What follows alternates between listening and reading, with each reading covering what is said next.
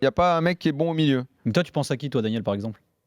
Bah, j'aurais aimé qu'ils me le disent, parce que ça veut dire sinon que je suis pas tout le seul toujours à le trouver bon. Moi, Sanson ouais. Morgan Sanson, j'imagine. Mais en fait, je n'arrive pas à comprendre pourquoi.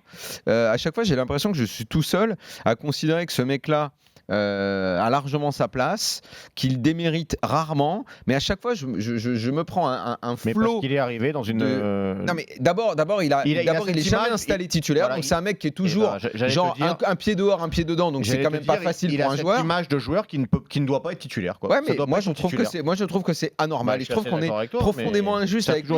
Et à chaque fois, les supporters de l'OM, mais d'abord me disent ouais, Maxi Lopez est meilleur. Je dis, mais enfin bon, pardonnez-moi, mais vous êtes dingo complet ceux qui pensent ça. Daniel a raison, il est sous-coté. Il y en a une tonne qui pensent que Maxi Lopez, il est au-dessus, mais pour moi, vous êtes complètement. Sanson qui fait partie des joueurs annoncés partant d'ailleurs, parce qu'il a une vraie valeur marchande. Ce joueur. Maxi Lopez a souvent été meilleur que beaucoup de milieux de terrain marseillais et il aurait dû jouer plus pour moi. Je te rassure sur un truc, Daniel, c'est que Morgan Sanson a beaucoup d'occasions, a très mal vécu cette situation. Aulas laisse les clés à Juninho. Ça, c'était un autre des bonnes choses à mon sens, c'était qu'il prenne un petit peu de recul. Il le fait. Tu croyais pas, Daniel? Il le laisse. Ah si, justement, c'est ce que je disais, moi, c'est ce que je voulais croire absolument. Non, tu croyais pas. Je me rappelle, je sais plus si c'est la semaine dernière ou il y a 2 semaines où justement, je te dis que moi j'y crois beaucoup et tu n'y croyais pas. De quoi qu'il prenait du recul? Ah oui, qu'il allait prendre du recul. Je souhaitais Oui, tu souhaitais, mais tu ne pensais pas qu'il le ferait. Cela dit, les mecs, j'ai envie de vous dire, tant qu'on n'y est pas, on ne saura pas, les gars, j'ai envie de vous dire. Il peut très bien faire des effets d'annonce. Oui, mais on ne sait jamais. Attendons de voir. Ça fait longtemps que je réclame ce recul. Oui, tu le sais très bien. Preuve qu'il l'a laissé.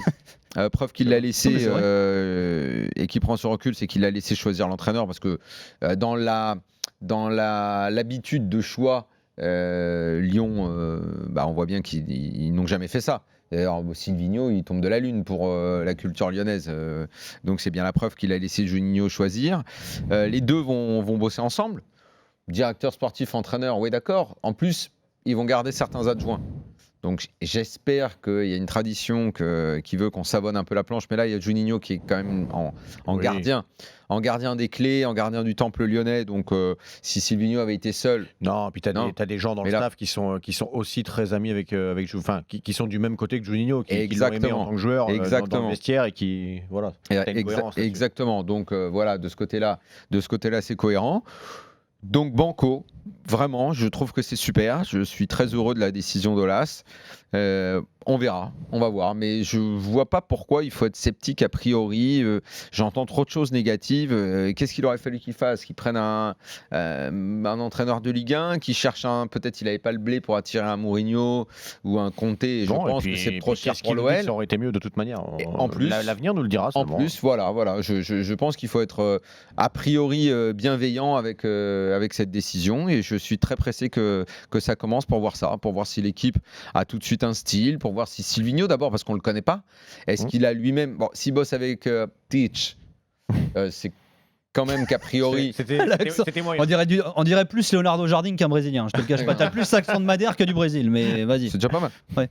A priori, c'est plus un football offensif que s'il avait été l'adjoint de Dunga, par exemple.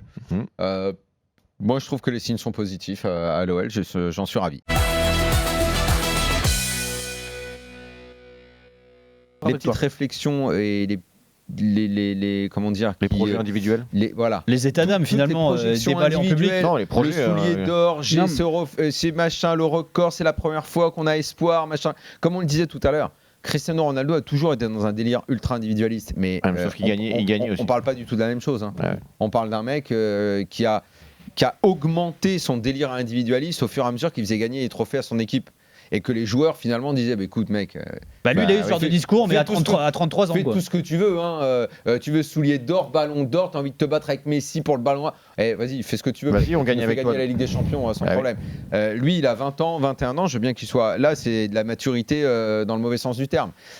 Moi franchement, là si le PSG retient Mbappé après de tels propos, il se fout le doigt dans l'œil jusqu'au encore un test bout. Pour l'institution PSG. Exactement.